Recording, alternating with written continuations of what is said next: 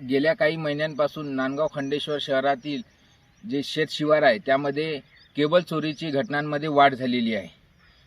या घटनेला कारणीभूत आहे शहराभागी असलेली एक इमारत, जी इमारत अगोदर शाळा होती पण ती आता बंद अवस्थेत पडलेली आहे। आपण पाहू शकता हीच ती इमारत आहे ज्यामध्ये केबल चोरी केल्याच्या नंतर तिथे जाळण्यात येतो आणि जो तांब्या धातूचा जो तार आहे तो जाऊन विकला जातो। असा अवैध ठिकाण इथं बनलेलं आहे। सोबतच या ठिकाणी बंद अवस्थेत पडले असलेल्या इमारतीमध्ये नको ते धंदे केले जाते।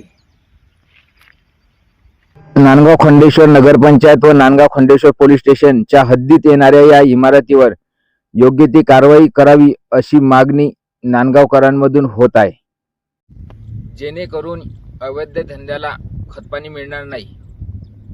कॅमेरामन सतीश जैनसह मी सागर सवालाखे, न्यूज 24 नेटवर्क्स, नांदगाव खंडेश्वर।